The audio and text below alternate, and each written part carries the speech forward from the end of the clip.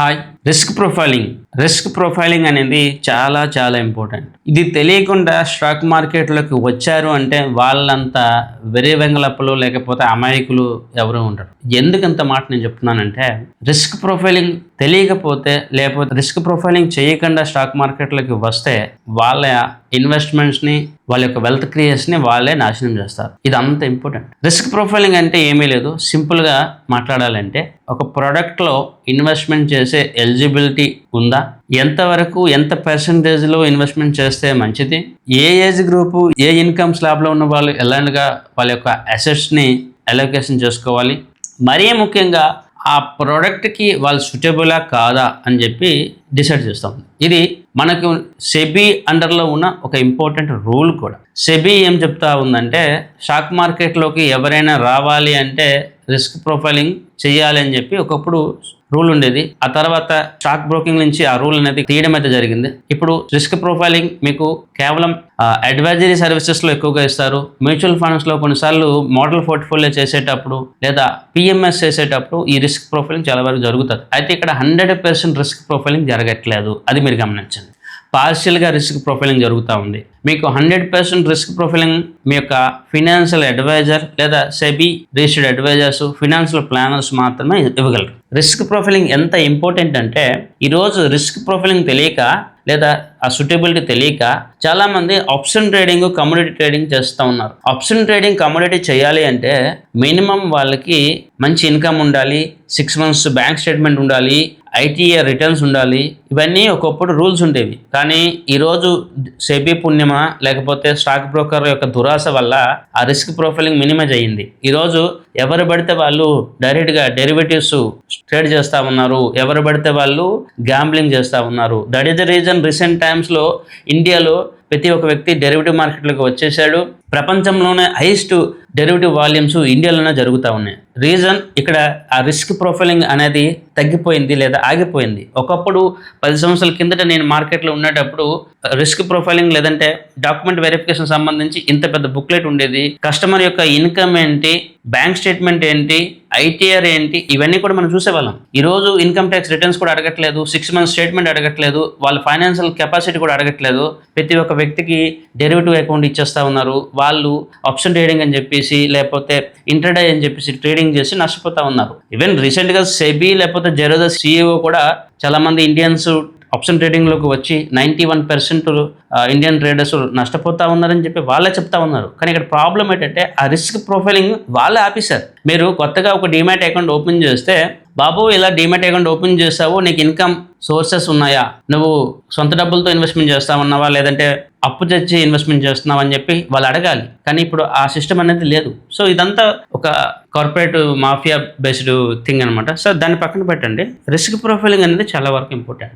ఇప్పుడు ఒక ఇద్దరు వ్యక్తులు నా దగ్గరికి వచ్చారు. ఒక వ్యక్తి 25 సంవత్సరాల వ్యక్తి, ఇంకొక వ్యక్తి 55-60 సంవత్సరాల వ్యక్తి. సో 25 సంవత్సరాల వ్యక్తికి నేను ఆల్మోస్ట్ 80%, 90% ఈక్విటీలో ఇన్వెస్ట్మెంట్ చేయండి, 10% డెట్లో ఇన్వెస్ట్మెంట్ చేయండి, లేదంటే ట్రేడింగ్ చేసుకోమని చెప్తాను. ఇప్పుడు 55-60 సంవత్సరాల వ్యక్తికి నేను ఈక్విటీ మార్కెట్లో ఇన్వెస్ట్మెంట్ చేయమని చెప్పలేను. ఎందుకంటే ఇప్పుడు రీసెంట్గా జరుగుతున్న మార్కెట్ క్రాషెస్ లాంటివి వచ్చాయనుకోండి, తను తట్టుకోలేడు. ఇక్కడ హెల్త్ ప్రాబ్లం, తర్వాత ఆ వెయిటింగ్ పీరియడ్ అనేది ప్రాబ్లం. స్టాక్ మార్కెట్లో కరెక్షన్స్ వస్తే మనం 3-5 years వెయిట్ చేయాలి. 60 సంవత్సరాల వ్యక్తి ఆ కరెక్షన్ వస్తే తట్టుకోలేడు. తర్వాత కరెక్షన్ వచ్చిన తర్వాత వెయిట్ చేసే టైం కూడా వాళ్ళకు ఉండదు. సో అప్పుడు ఆయనకి ఎక్కువగా బ్యాలెన్స్డ్ లేదంటే డెట్ ఫండ్స్కి ఎక్కువగా మనం రికమెండేషన్ చేస్తాం. ఇక్కడ ఈ పర్సన్కి ఈక్విటీ రికమెండేషన్ చేస్తాం. తర్వాత 25 సంవత్సరాల వ్యక్తి 10,000 రూపాయల శాలరీతో ఉంటే ఒకలాగా ఉంటుంది, 10 లక్షల రూపాయల శాలరీతో ఉంటే ఇంకోలాగా ఉంటుంది, 10 కోట్ల రూపాయలతో వస్తే వేరే విధంగా స్ట్రాటజీస్ మారిపోతాయి. అందరికీ ఒకే స్ట్రాటజీ మనం ఇవ్వలేము. ఎందుకంటే ఇప్పుడు సింపుల్గా మాట్లాడాలి అంటే, నెలకి 10,000 రూపాయలు సంపాదించే వ్యక్తికి వెళ్ళి మీరు కారు కొనుక్కోండి అని చెప్పి మనం చెప్పలేం. సంవత్సరానికి 10 కోట్లు సంపాదించే వ్యక్తికి మీరు సైకిల్ తొక్కండి అని చెప్తే అది బాగోదు. సో రిస్క్ ప్రొఫైలింగ్ అంటే సూటబిలిటీ, వాళ్ళకి ఏ ప్రోడక్ట్ బాగుంటుందని రిస్క్ ప్రొఫైలింగ్ ద్వారా తెలుస్తూ ఉంటుంది. తర్వాత ఇంకొక ఇంపార్టెంట్ పాయింట్ కూడా మనం చూడాలి. జనరల్గా చాలామంది మ్యూచువల్ ఫండ్లోకి వచ్చేస్తారు. మ్యూచువల్ ఫండ్స్ ఎప్పుడు మీకు ఇన్కమ్ సోర్స్ తక్కువగా ఉంటే, మీ ఆదాయము తక్కువగా ఉండి మీరు ఎక్కువ మొత్తంలో ఇన్వెస్ట్మెంట్ చేసే కెపాసిటీ లేకపోతే మ్యూచువల్ ఫండ్లోకి రావాలి. మీ దగ్గర ఎక్కువ డబ్బులు ఉన్నాయి, మీకు ఇన్వెస్ట్మెంట్ చేసే కెపాసిటీ ఉండేటప్పుడు మీరు డైరెక్ట్ స్టాక్స్, పిఎంఎస్, ఇంకా ఎక్కువ డబ్బులు అయితే ఏఎఫ్ ఆల్టర్నేటివ్ ఇన్వెస్ట్మెంట్ ఫండ్లోకి ఇన్వెస్ట్మెంట్ చేసుకోవచ్చు. కానీ రీసెంట్ టైమ్స్లో మనం చూస్తూ ఉన్నాము 10 లక్షలు 50 లక్షలు సంపాదించే సాఫ్ట్వేర్ ఇంజనీర్స్ కూడా మ్యూచువల్ ఫండ్లో ఇన్వెస్ట్మెంట్ చేసి మర్చిపోదాం అని చెప్పి అనుకుంటా ఉన్నారు. ఉద్యోగం లేని వాళ్ళు లేకపోతే అన్ఎంప్లాయిడ్ యువత డైరెక్ట్గా స్టాక్స్లోకి వచ్చి లేకపోతే ఆప్షన్ ట్రేడింగ్ చేస్తూ వీళ్ళు రిస్క్ చేస్తూ ఉన్నారు. అంటే ఎవరు ఏ ప్రోడక్ట్ తీసుకోవాలో కూడా ఎవరికి అవగాహన లేదు, చెప్పేవాళ్ళు లేరు, వినేవాళ్ళు లేరు. ఇది మార్కెట్లో ఇదే జరుగుతూ ఉంది. అండ్ కొంతమంది ఉంటారు 50 కోట్లు 100 కోట్లు కూడా ఇన్వెస్ట్మెంట్ చేసే వాళ్ళు ఉంటారు. వాళ్ళు ఎలాంటి కంపెనీలు ఇన్వెస్ట్మెంట్ చేయాలి? ఐపీఓకి రాకముందు స్టార్టప్స్లోన ఎక్కడ ఇన్వెస్ట్మెంట్ చేస్తే ఎక్కువగా మంచి రిటర్న్స్ వస్తాయో అలాంటి వాటిలో వాళ్ళు ఇన్వెస్ట్మెంట్ చేయాలి. వాళ్ళు కూడా ఏం చేస్తున్నారు? వాళ్ళు కూడా రాంగ్ వేలోనే వెళ్తూ ఉన్నారు. నేను చాలామంది చూశాను. ఈవెన్ 100 కోట్లు ఉన్న పోర్ట్ఫోలియోస్ కూడా నేను చూశాను, ₹1 ఉన్న వ్యక్తిని కూడా నేను చూశాను. They are doing very wrong way of investments. ఇప్పుడు నాకు ఈక్విటీ మార్కెట్ మ్యూచువల్ ఫండ్స్లో 20-30% CAGR వస్తుంది అంటే దీంట్లో నేను ఇన్వెస్ట్మెంట్ చేయాలి కదా. నేను తీసుకెళ్ళి బ్యాంక్ ఎఫ్డీలో ఇన్వెస్ట్మెంట్ చేస్తాను అంటే అది కరెక్ట్ కాదు కదా. డిఫరెంట్ పీపుల్కి డిఫరెంట్ నీడ్స్ అయితే ఉంటాయి కాదన్న, కానీ మీ వెల్త్ క్రియేషన్ జరగాలి అంటే మీరు సూటబుల్ దాన్నే మీరు తీసుకోవాలి. మీకున్న ప్రాబ్లమ్ని మీరు రెక్టిఫై చేయాలి అంటే దానికి తగ్గట్టుగా ట్యాబ్లెట్ తీసుకోవాలి. మీకు ఏ ట్యాబ్లెట్ తీసుకుంటే మీకు ఆ డిసీజ్ కానీ లేకపోతే ఆ మెడికల్ ప్రాబ్లమ్స్ క్యూర్ అవుతుందో దాన్నే తీసుకోవాలి. కానీ ఇప్పుడు ఏం చేస్తున్నారంటే అన్నెసరీ ట్యాబ్లెట్స్ లేకపోతే అన్నెసరీ మెడిసిన్ తీసుకొని ప్రాబ్లమ్ని మరింత పెద్ద చేసుకుంటా ఉన్నాం. ఇవన్నీ మీకు కనిపించకపోవచ్చు. ఈరోజు మార్కెట్లో డబ్బులు అనేది అది ప్రాబ్లంలోకి వెళ్ళిన తర్వాత తెలుస్తుంది తప్ప ఆ రోజు కనిపించదు. చాలామంది ఈవెన్ 60-70 సంవత్సరాల వ్యక్తులు కూడా నేను చూశాను. వాళ్ళు రిటైర్మెంట్ డబ్బులు తీసుకువెళ్ళి స్టాక్ మార్కెట్లో కానీ లేకపోతే కమోడిటీ ట్రేడింగ్లో చేసి డబ్బులు నష్టపోయిన వాళ్ళు కూడా చూశాను. 60-70 సంవత్సరాల వయసులో రిటైర్మెంట్ డబ్బులు తీసుకువెళ్ళి ఆప్షన్స్లో ఇన్వెస్ట్మెంట్ చేయాల్సిన అవసరం ఏముంది? ఇవన్నీ కూడా మార్కెట్లో జరుగుతూ ఉన్నవి. రిస్క్ ప్రొఫైలింగ్ సంబంధించి కొన్ని క్రైటీరియాస్ ఉంటాయి. నేను ఇదివరకు చెప్పినట్టుగా మీ ఏజ్, మీ ఇన్కమ్, మీ గోల్స్ బేస్డ్గా మనం డిజైన్ చేయాల్సి వస్తుంది. 2 సంవత్సరాలకి 5 సంవత్సరాలకి 10 సంవత్సరాలకి ఒకటే ఉండదు. తర్వాత ఇంపార్టెంట్, ఈక్విటీ అనేది ఎప్పుడు కూడా రిస్కే అంటాము. Risk doesn't mean fraud. Risk means volatility. మార్కెట్లో కరెక్షన్స్ వస్తాయి, దాన్ని అర్థం చేసుకుని ఇన్వెస్ట్మెంట్ చేసుకోవాలి. గోల్స్ బేస్డ్గా లాంగ్ టర్మా షార్ట్ టర్మా డిసైడ్ చేసుకోవడం ఎంత ఇంపార్టెంటో, మీరు ఎంత టైం వెయిట్ చేస్తూ ఉన్నారో ఆ టైంకి తగ్గట్టుగా రిటర్న్ రావడం కూడా చాలా చాలా ఇంపార్టెంట్. సో దాన్ని కూడా మనం అర్థం చేసుకోవాలి. నేను ఇదివరకు చెప్పినట్టుగా అన్ఎంప్లాయిడ్ పర్సన్స్, స్టూడెంట్స్ డైరెక్ట్గా స్టాక్ మార్కెట్లోకి వెళ్ళిపోతూ ఉన్నారు. ఐటీ ఎంప్లాయీస్ లేదంటే ఎవరైతే కొంతమంది రిచ్ పీపుల్ ఉంటారో వాళ్ళకి ఇయర్లీ 20-30 lakhs రూపీస్ వస్తాయో వాళ్ళు మ్యూచువల్ ఫండ్లో ఇన్వెస్ట్మెంట్ చేస్తూ ఉన్నారు. మ్యూచువల్ ఫండ్స్ 10-15 years అయితే మీకు 15%, 20% మ్యాక్సిమం CAGR ఇస్తుంది. మేబీ అది ఇన్వెస్ట్మెంట్ కరెక్టే, కానీ ఇప్పుడున్న సినారీలో 15-20% XAR CAGR సరిపోదు. 25%, 30% CAGR XAR మెయింటైన్ చేయాలి. ఆ పని వాళ్ళు చేయట్లేదు, ఎందుకంటే వాళ్ళకి ధైర్యం సరిపోవట్లేదు, లేదంటే ఆ స్ట్రాటజీస్ని వాళ్ళు యాక్సెప్ట్ చేయట్లేదు. వేరే చాలా మంది స్టూడెంట్స్ లైక్ అన్ఎంప్లాయిడ్ ఏం చేస్తున్నారంటే మేము ట్రేడింగ్ చేస్తే మాకు డైలీ ఇన్కమ్ వస్తుంది, మంత్లీ ఇన్కమ్ వస్తుంది అని చెప్పేసి వీళ్ళు కొద్ది డబ్బులు రిస్క్ చేయడము లేదంటే అప్పు తెచ్చి ఇన్వెస్ట్మెంట్ చేయడము, వీళ్ళు గ్యాంబ్లింగ్ మైండ్లో వీళ్ళు డిస్టర్బ్ చేస్తూ ఉన్నారు. ఇది జరుగుతూ ఉంది. అన్ఎంప్లాయిడ్ లేకపోతే స్టూడెంట్లు ఎప్పుడు కూడా తక్కువ మొత్తంలో మ్యూచువల్ ఫండ్స్ ఇన్వెస్ట్మెంట్ చేయడం కరెక్ట్, లేదా బాగా తెలిస్తే స్టాక్స్లో ఇన్వెస్ట్మెంట్ చేయాలి. అది కూడా మీరు అడ్వైజర్ ద్వారా తీసుకుంటే అది మీకు లాంగ్ టర్మ్లో మంచిది. అంతేగాని డైరెక్ట్గా ట్రేడింగ్ చేసి లేకపోతే ఆప్షన్ ట్రేడింగ్ చేసి నష్టపోవద్దు. ఈ కారణం తెలియక చాలామంది యువత కానీ లేకపోతే చాలామంది ఎక్కువగా ట్రేడింగ్లో నష్టపోతూ ఉన్నారు. రిస్క్ ప్రొఫైలింగ్ అనేది చాలా చాలా important. Without knowing risk profiling ఎవరైనా మార్కెట్లోకి వచ్చారు అంటే వాళ్ళ యొక్క వెల్త్ని వాళ్ళు డిస్ట్రాయ్ చేస్తూ ఉన్నారు. నేను ఇదివరకు చెప్పినట్టుగా ఈరోజు చాలామందికి ఐదర్ స్టాక్ మార్కెట్ అంటే నెగిటివ్ ఉంటుంది, కానీ ఇలాంటి బేసిక్స్ థింగ్స్ తెలుసుకోవాలని చెప్పి ఉండదు. తెలుసుకోవాల్సిన రెస్పాన్సిబిలిటీ వాళ్ళకు ఉంది, తెలుసుకోవాలని చాలామందికి ఉండదు, కానీ తెలుసుకోవాలి. వితౌట్ నోయింగ్ రిస్క్ ప్రొఫైలింగ్ మీరు అసలు ఇన్వెస్ట్మెంట్ చేయకూడదు.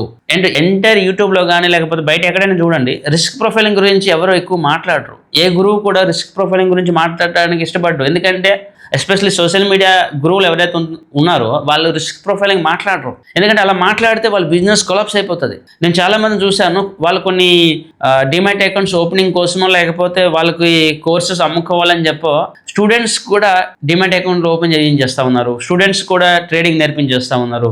స్టూడెంట్ అనేవాడికి స్టాక్ మార్కెట్ కరెక్ట్ కాదు. స్టాక్ మార్కెట్ ఎప్పుడు కరెక్టు? మీ దగ్గర వెల్త్ ఉండి ఆ వెల్త్ని డైవర్సిఫికేషన్ చేసి ఎక్స్ట్రా అరేంజ్ చేయడానికి స్టాక్ మార్కెట్. కానీ స్టాక్ మార్కెట్ అంటే మీకు రెగ్యులర్గా ఇన్కమ్ వచ్చే ప్రోడక్ట్ అని చెప్పి మీరు ఇన్వెస్ట్మెంట్ చేయండి, మీరు కూడా వరుణ్ బఫెట్ లాగా లేకపోతే మీరు కూడా ఎక్స్పర్ట్స్ అని చెప్పేసి వాళ్ళకు ఒక రకమైన సైకలాజికల్ ఓవర్ కాన్ఫిడెన్స్ బిల్డ్ చేసి వాళ్ళ చేత తప్పులు చేస్తూ ఉన్నారు. ఇవన్నీ ఎవరు కూడా మాట్లాడరు, ఎందుకంటే వాళ్ళ బిజినెస్ పోతుంది, వాళ్ళ యొక్క బ్రోకరేజ్ పోతుంది, వాళ్ళకి ఇన్కమ్ పోతూ ఉంటుంది. ఇప్పుడు నా దగ్గరికి వచ్చి చాలామంది అడుగుతూ ఉంటారు, నాకు ఎటువంటి సోర్స్ ఆఫ్ ఇన్కమ్ లేదండి, నేను స్టాక్ మార్కెట్లో ఇన్వెస్ట్మెంట్ చేసి రెగ్యులర్గా అరేంజ్ చేస్తాను అని అంటారు.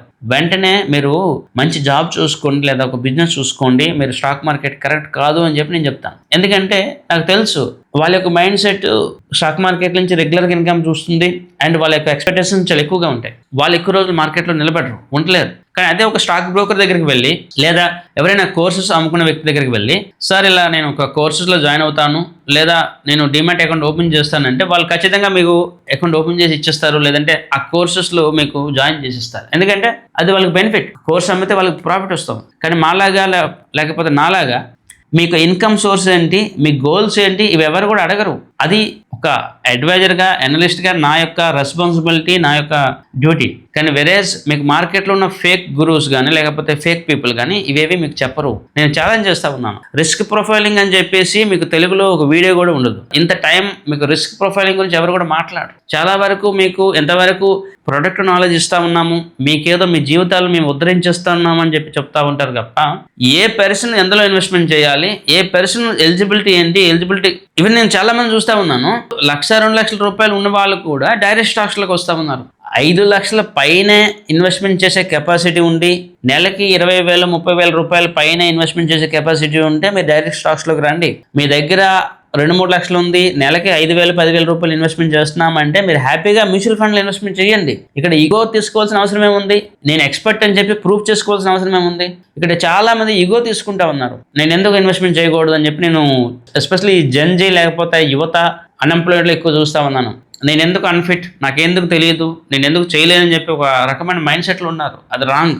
మీ యొక్క investment value and investment amount goals బేస్డ్గా మీ యొక్క ప్రొడక్ట్ అనేది మారిపోవాలి. అది మ్యూచువల్ ఫండా, స్టాక్సా, మ్యూచువల్ ఫండ్లో అయితే స్మాల్ క్యాపా, మిడ్ క్యాపా, లార్జ్ క్యాపా అండ్ డిఫరెంట్ అసెట్స్లో ఎలా ఇన్వెస్ట్మెంట్ చేయాలనేది మీ యొక్క ఏజ్, మీ ఇన్కమ్ డిసైడ్ చేస్తుంది. కొన్నిసార్లు ఒకవేళ నాలాంటి వాడు యాక్టివ్ మేనేజ్మెంట్ చేస్తే అక్కడ ఉన్న ట్రెండ్ బేస్డ్గా నేను యాక్టివ్ మేనేజ్మెంట్ చేసేస్తాను. అప్పుడు ఆ ఇయర్లో గోల్డ్ ఎక్కువ రిటర్న్ చేస్తే గోల్డ్ అని చెప్తాను. సో ఈ యాక్టివ్ మేనేజ్మెంట్ తెలిసి ఉండాలి, లేదా ఒక ఎక్స్పర్ట్ సలహా అయినా తీసుకోవాలి, లేదా మీరు మీ యొక్క రిస్క్ ప్రొఫైలింగ్ బట్టి మీరు ఇన్వెస్ట్మెంట్ చేయాలి. అంతేగాని ఎవరో ఇన్వెస్ట్మెంట్ చేశారని చెప్పో లేకపోతే మాకు ఇది కరెక్ట్ అని చెప్పి మీకు అనిపించి మీరు కొనుక్కోకండి. ఎందుకంటే రిస్క్ ప్రొఫైలింగ్ కాకుండా ఎవరైతే చేస్తూ ఉన్నారో వాళ్ళు ఎక్కువ రోజులు మార్కెట్లో ఉండరు, ఎక్కువ రోజులు వెల్త్ క్రియేషన్ చేయరు. మీకు ఏదైనా మ్యూచువల్ ఫండ్లో మీరు ఇన్వెస్ట్మెంట్ చేసే ముందు ఆ బుక్లెట్ కానీ లేకపోతే ఆ బ్రౌచర్ కానీ మీరు తీస్తే రిస్కోమీటర్ అని చెప్పి ఒకటి ఉంటుంది, లో, మీడియం, హై అని చెప్పి ఉంటుంది. ఇక్కడ రిస్కోమీటర్ అంటే మీరు పెట్టిన డబ్బులు పోతాయి, ఫ్రాడ్ అయిపోతాయని కాదు, అక్కడ వొలటిలిటీ ఉంటుంది. ఇప్పుడు లార్జ్ క్యాప్కి 10%, 15% వొలటిలిటీ ఉంటుంది, స్మాల్ క్యాప్కి 20-30% వొలటిలిటీ ఉంటుంది. అంటే పడితే 30%, పెరిగితే 30%. అదేవిధంగా లార్జ్ క్యాప్లో పడితే 10%, పెరిగితే 10%. ఇది ఒక యావరేజ్ అనమాట. అలా పడేటప్పుడు మీరు దాన్ని అర్థం చేసుకునే కెపాసిటీ మీకు ఉండాలి. 2 అతి ముఖ్యమైనది, నేను ఇదివరకు కొంతవరకు చెప్పినట్టుగా under value investment, over value investment. అంటే నా ఇన్కమ్ 10,000 అయ్యేటప్పుడు నేను 1,000 రూపాయలు, 2,000 రూపాయలు ఇన్వెస్ట్మెంట్ చేసుకోను, తప్పలేదు. కానీ నా ఇన్కమే 10,000 రూపాయలు అయినప్పుడు నేను 9,000 రూపాయలు ఇన్వెస్ట్మెంట్ చేస్తున్నానంటే అది రాంగ్. ఎందుకంటే ఆ ఇన్వెస్ట్మెంట్ ఎక్కువ రోజు ఉంచలేను. అదేవిధంగా ఇప్పుడు నా శాలరీ 1,00,000 రూపాయలు ఉంది. 1,00,000 రూపాయల శాలరీ ఉంటే మినిమం 20,000-30,000 రూపాయలు పర్ మంత్ సేవింగ్ చేయాలి. కానీ చాలా మంది 2,000 రూపాయలు, 3,000 రూపాయలు సేవింగ్ చేస్తూ ఉన్నారు. ఒక విధంగా అది వాళ్ళకి పోర్ట్ఫోలియోని, గోల్స్ని రీచ్ అవ్వదు. రెండో వైపు ఇది అండర్ ఇన్వెస్ట్మెంట్స్. మీ శాలరీ ఎంత ఉంది, మీరు ఎంత ఇన్వెస్ట్మెంట్ చేస్తూ ఉన్నారు.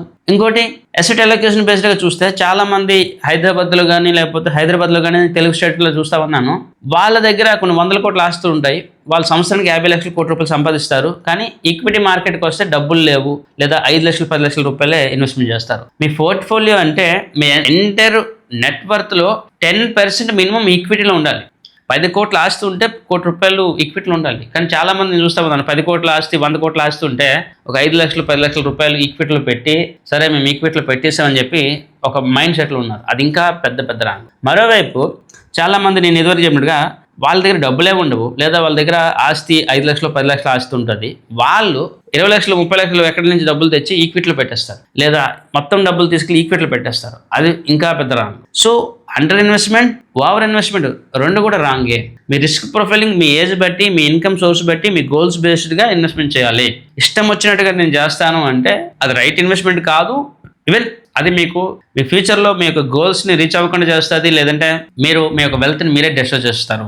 సో రిస్క్ ప్రొఫైలింగ్ సంబంధించి ఈ వీడియో మీకు హెల్ప్ చేసింది అనుకుంటాను. అండ్ ఫ్యూచర్లో మనం ఇలాంటి బేసిక్ కాన్సెప్ట్స్ ఉన్న వీడియోస్ చాలానే చేయబోతా ఉన్నాము. ఈ వీడియోని మీరు సబ్స్క్రైబ్ చేయడం వల్ల మనం ఫ్యూచర్లో షేర్ చేసే మోస్ట్ వాల్యుబుల్ ఇన్ఫర్మేషన్ మీకు రీచ్ అవుతూ ఉంటుంది. మీకు ఏమైనా డౌట్స్, సందేహాలు ఏమైనా ఉంటే కింద కామెంట్లో మెన్షన్ చేయండి. ఒకవేళ మీరు ఇన్వెస్ట్మెంట్ చేయాలి, మాతో పాటు ఇన్వెస్ట్మెంట్ జర్నీ కొనసాగించాలి అంటే డెఫినెట్లీ మమ్మల్ని రీచ్ అవ్వండి. వన్ టైం కన్సల్టేషన్ లేదా 1 year లేదా లాంగ్ టర్మ్ కూడా మనం డిఫరెంట్ స్ట్రాటజీస్, సపోర్టివ్ ప్రొడక్ట్స్ అయితే మనం ఇస్తా ఉన్నాము. మీకు ఎటువంటి investment decisions, financial planning, product related ఎటువంటి డౌట్స్ ఉన్నా కూడా మీరు కాంటాక్ట్ అవ్వచ్చు. అయితే నేను పదే చెప్తా ఉంటాను, ఏదో ర్యాండమ్ క్వశ్చన్స్ కాకుండా healthy and helpful questions and ఇంట్రెస్ట్లు కనబెరచండి. సో దట్ అది మీకు హెల్ప్ఫుల్గా ఉంటుంది, 10 మందికి హెల్ప్ చేస్తూ ఉంటుంది. ఒకవేళ మీరు మమ్మల్ని రీచ్ అవ్వాలంటే మా యొక్క వాట్సాప్ నెంబర్లో కాంటాక్ట్ అవ్వండి. వితిన్ 24 hours మీకైతే రిప్లై వస్తుంది. నేను మీ సత్య సంతోష్ సత్యనారాయణ.